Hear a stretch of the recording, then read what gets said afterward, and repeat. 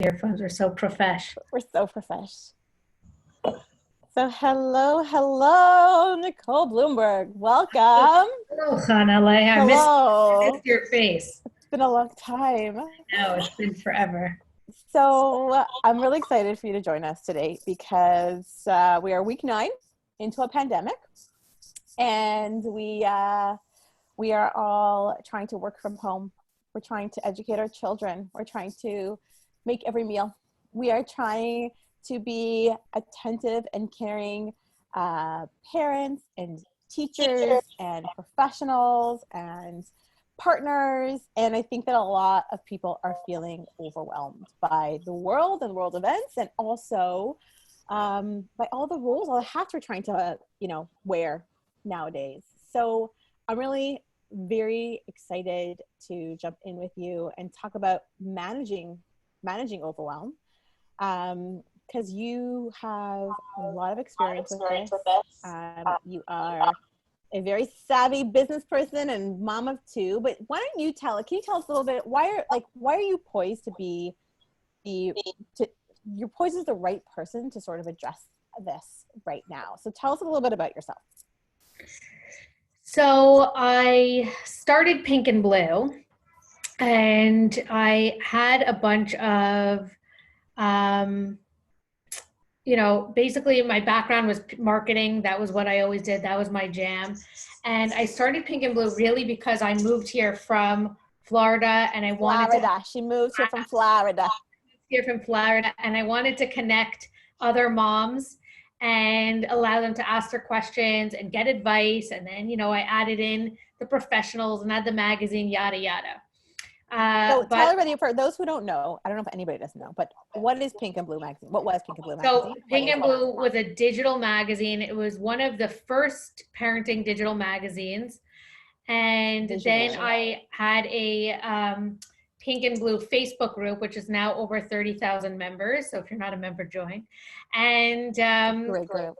And it, it's similar to the group that you started. It's really just to help. I mean, not as much as empowering, but it was there to help connect moms and for any question they had or have. And from there, it kind of evolved into more of parenting interviews and Facebook Lives and going more digital. As the times changed, I changed with it, and I kind of ditched the digital magazine and just had blog articles and so forth, and different experts giving their opinions, because just having each other's advice is great, but they're not the experts, and we want the experts to chime in. So that's still really my model of Pink and Blue. And now, you were on the Facebook Live when we did launch Pink and Blue 2.0, and really I'm moving into what is fulfilling for me. And I wasn't really fulfilled just selling advertising on Pink and Blue. I wanted it to be more of a model where I empowered and I helped women live their best life. And as your kids get older, you start to see that, fitness is more important, nutrition is more important, wellness is so important. And even like you, I look up to you because you're like, for those of you that don't know, Chana reads 7 books a week, listens to audiobooks, Overwhelm. She has 4 children. She's running Vital. I don't know how she does it. And so, we've had. That's why I brought her on, just to make me feel better. Yeah, exactly. She's amazing.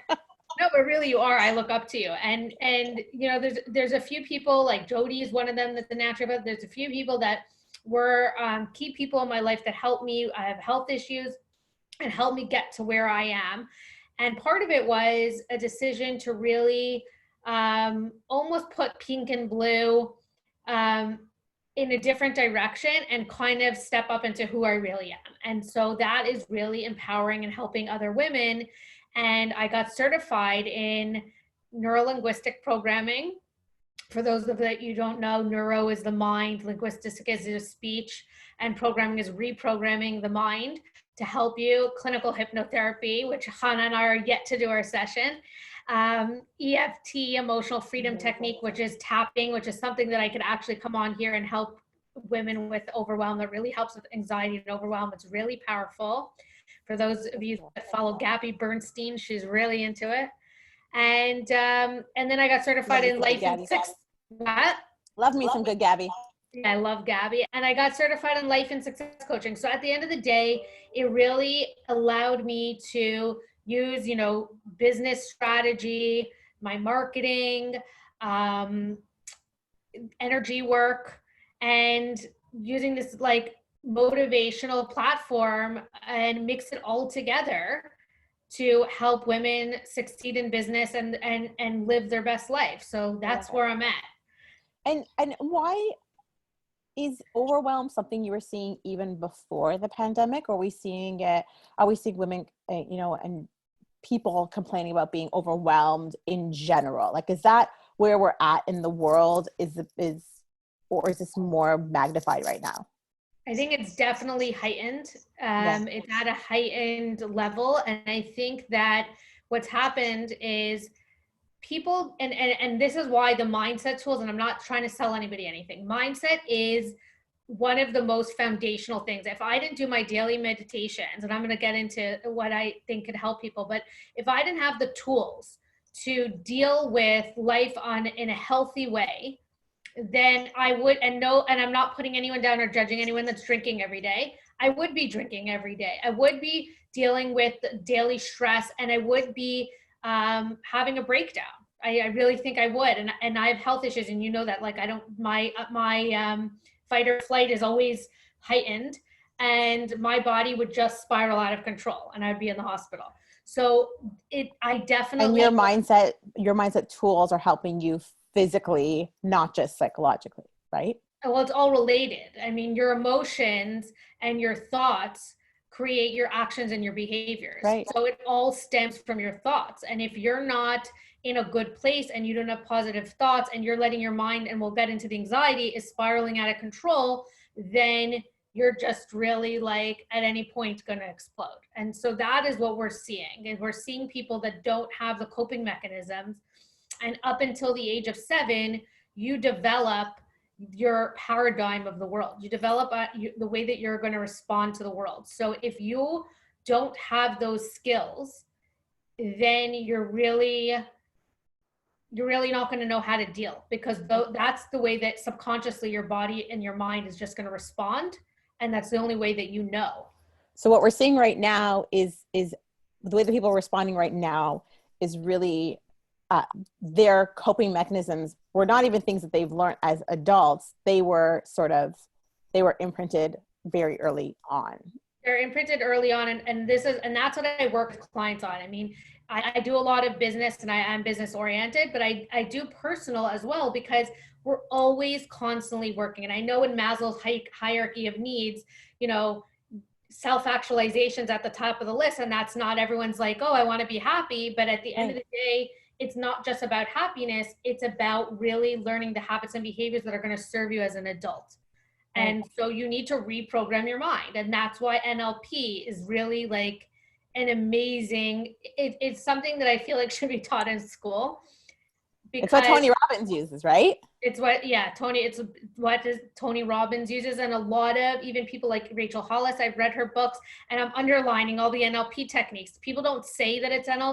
Right. Because people are scared of it in a way. But it is really the user's manual of the mind. So interesting. And so can we then use those techniques to help with the overwhelm? Like what are the things that you suggest? Do we have to address these from let's go back to our childhood and talk about our childhood in order to start addressing the overwhelm? Or are there tools that we can use right now, even if we don't have access to NLP? Yes, I think that people need to scale back. And this is where we need to focus on what's really important in life. What is really important? Food, water, safety. And this is where, I could get into gratitude journals and all that, being grateful for what you have. Yes. I mean, there's people that don't have a roof off their head, that are being fired from their job. They're worried about money right now, that need to change or shift in their career pivot. There are bigger problems than I know that it's a big problem to get your kid to do their homework, But at the end of the day, really, and educators, and even my daughter's private school was telling me this, is, your kids aren't going to remember what math they learned right now. Right. They're going to Right. learn how they felt during this time. Your sanity and your kids' sanity is more important, and controlling the anxiety levels, than focusing on laundry if it's piling up, or focusing on the nitty gritty. Right. And looking at it from a different perspective. And that's something that everybody needs to do. And that's something that I teach as well as mindset, is you need to shift your perspective and see it through a new lens. Can you give us a couple of examples? Yeah, I mean, listen, right. And that's one example, is like being able to prioritize what's really important, being grateful for what you really have, being able to let things go, and not, it's like with your husband, you're not going to pick, or your wife, if there's men, you're not going to sit there and pick a fight over something stupid, because that there's bigger, fish to fry, right? There's bigger things, like choose your battles. Choose your battles, yeah. And so you really need to focus on the things that are really important, and not sweat the small stuff. And I think that that's really one of the biggest lessons, is like, and getting into like being productive and getting things done during the day. You need to prioritize what is the most important thing that you need to get done. Right. Batch your tasks. So, make it into themes. So even if you're a stay-at-home mom, or right now everyone is basically, but you're working from home, if you need to get your laundry done, spend an hour and do your laundry, and then maybe have another hour for work. Take a 15-minute break in between. What about the parents who are trying to work 8-hour days, but also get all those pieces done? Is that like setting yourself up for failure, because that's an impossible feat? Or is there a way to do that without being overwhelmed? I think that it's also, maybe you're not going to get an 8-hour work day. And it's also celebrating your wins, and really looking at what you're getting done in the day. And it's not, life is, this is the one thing that I want to say before I get into that, is life has changed. Us as humans do not like change. And that's when what? And that's, our body goes into fight or flight response, because it's not comfortable, right? Yeah. And so what's happening is that response is being heightened, and we need to learn to roll with the changes, and roll with the punches. I'm losing my, you got it. I'm always bad with my Floridian. Exactly. So roll with the punches, and just like let things go, and see it, that life has changed, and it's not going to be the way that it was. And when you're focused on it being exactly the way it was, you can't, because it's not. And so you need to remind yourself, number one, to ditch the overwhelm. Remind yourself that you're in a totally different situation than you were before. Number two, I think one of the number one things is having a good morning routine. Anybody that is productive or successful, regardless of COVID, they have a great morning routine. So okay, take us through that. Okay, so in the morning, and you don't have to do exactly what I do, but in the morning, I meditate.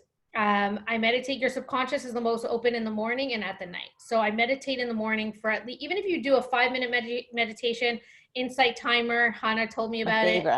Yeah, it's amazing. And I wouldn't be able to live without it. So that's how I could not drink. Then I do my daily intention. So I set my intention for the day, which Oprah did before every show, and she continues to do. So always set your intention. And then I write out my mantra for the day. So if it's something like, I'm really going through my day with ease and flow. I am productive. I am calm. My kids are getting their work done. Everything's amazing. And, have some type of mantra that you could remind yourself, even have a timer on your phone that goes off to like have that mantra go off. And having that like 10 minutes And even if you move your clock to wake up 15 minutes earlier. So that's what I was going to ask you. Are you waking up with your children when this is happening, or are you waking up ahead of them I'm waking intentionally? ahead of them at least an hour. Sometimes I try to wake up 2 hours ahead. And even if you move your clock, What time are you waking up? What time are your sometimes kids waking up? 6:30 is what I aim, but sometimes it's 7:30. So And at your least kids are waking up at 9:30? no. So they'll wake up at like 8:30. So I'll get up at 7:30. So it'll be an hour before. But normally I'm moving in. I'm moving in. We are going to be isolating together. But I like to get up at 6:30 if I can. Okay. And so what I do is I have that time, and then I get up, I make my to-do list, and I start focusing on what I really need to get done that day. Gotcha. And I have my days of the week. I have one day I do laundry, one day I'm really gonna have like focusing on work. Then I say I'm gonna do at least an hour of work with my younger daughter. I help my other daughter with work throughout the day while I'm working. Yeah. And then some days then I dedicate 2 hours of working together with her. So then I don't feel guilty, and at least she's getting it in. And it's also giving your kids some independence. So my other daughter is in private school, so she's having Zoom classes all day, but she's now more independent that she could do work on her own.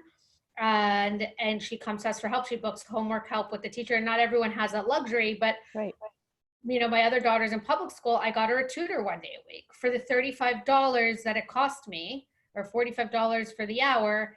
It gives me structure. It gives her structure, and kids like structure. So if we're doing the work in the morning while we're having breakfast, and then because I'm not going to get my work done anyway during that time, then we do their work. Then they have lunch, and they have recess and get to go outside. Yeah. And then we might do another half an hour work later, and then I will stay up later and do my work. So what I'm hearing from you is you're creating routine, even if it's a made up routine that you've come up with. It's a routine that works well for your family. It's fine. Yes. It's finding a flow, ease and flow in your day, and a routine that works for you.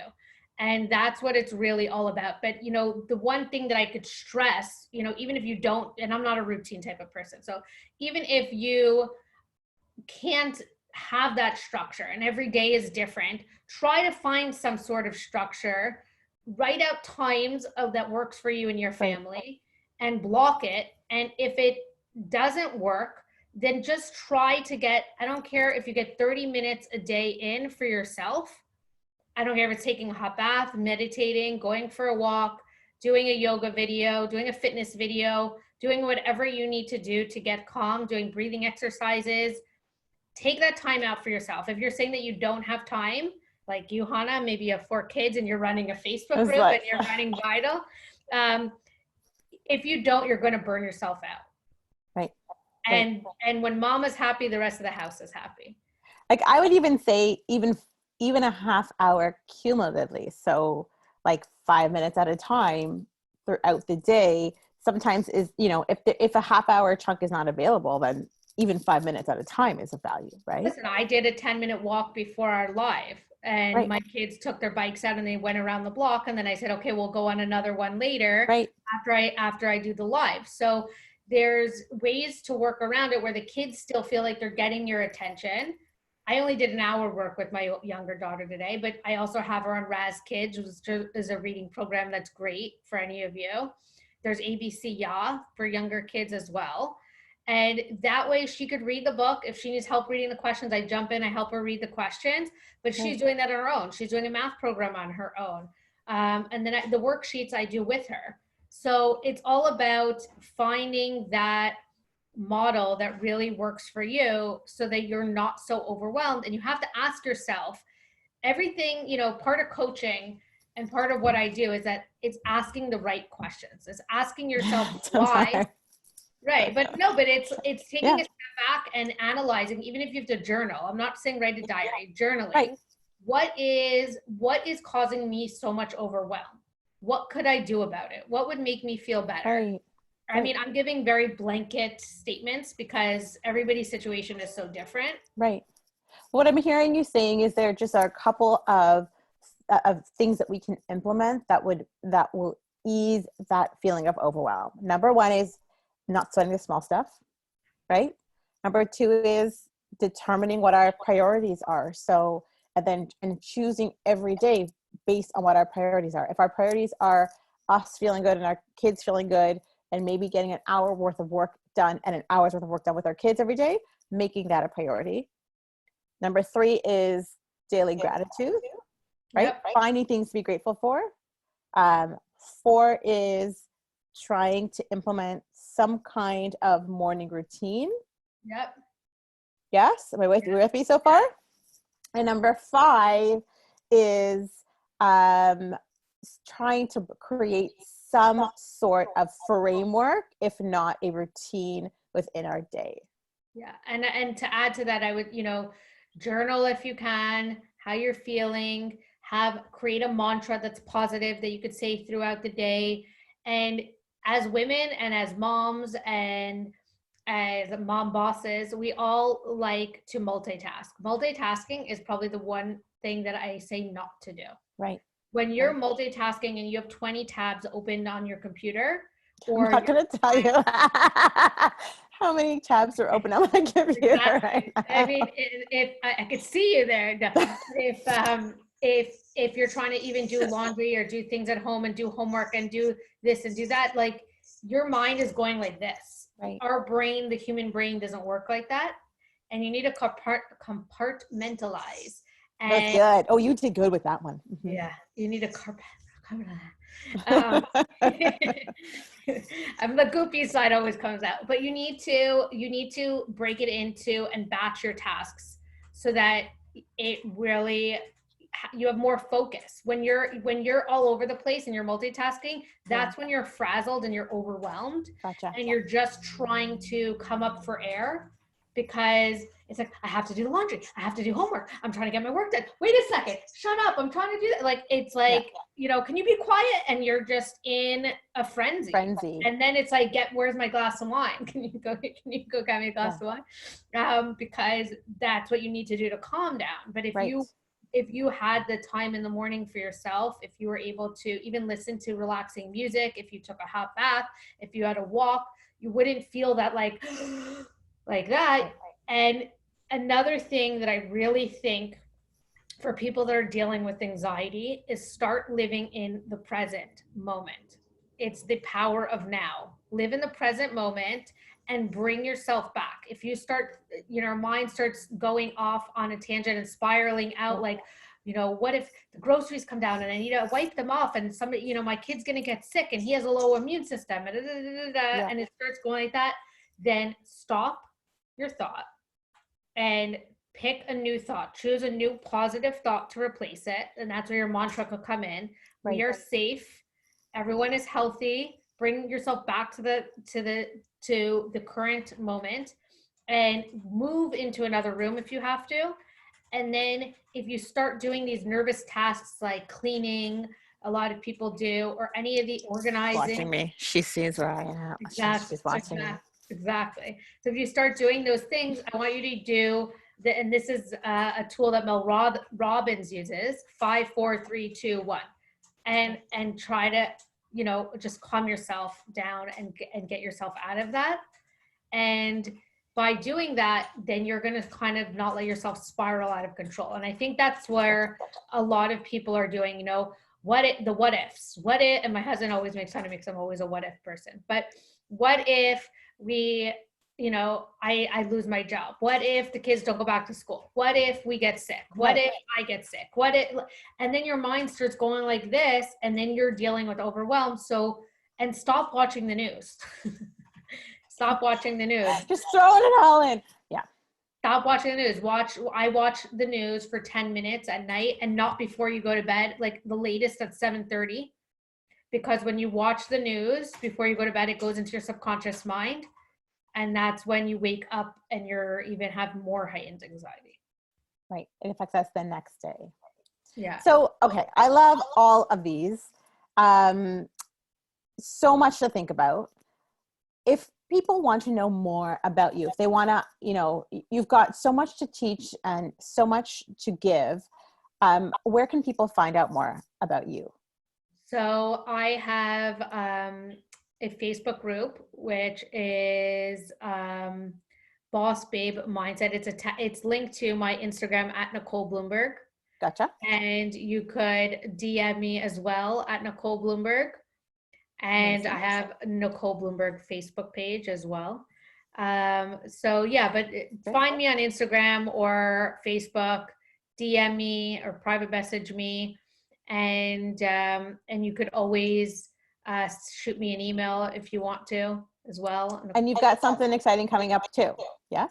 Yes, I do. I'm very excited. So I am offering a 5-day free training that is completely free. It is power packed with helping women that are, more or less working moms and entrepreneurs ditch their blocks and whatever's blocking them from achieving success and helping them gain more clarity. It is going to be amazing. On day one, we're going to be talking about gaining clarity. We're talking about stepping into your confidence and ditching those limiting beliefs. We're talking about money mindset, manifesting. So all of the good stuff, plus some extra bonuses for those that are in the challenge. I love it. So what we're going to do is we are live on Instagram right now, but we are recording our video right now onto for Facebook. And as soon as we got this video in Facebook, we will include that information in the comment section there. If you're watching on Instagram, please come join us in the Empowered Motherhood group on Facebook. And Nicole's been very graciously offering a lot of insight there as well. We will post this whole video there. And if you are watching at the end, come watch us from the beginning. I'm so grateful to you for sharing your knowledge with us. And I hope this is of value to everybody. Thank you so much for having me, and have an amazing day, Chana. I miss seeing your face. It was so nice to see you today. Thank you. All right. Bye.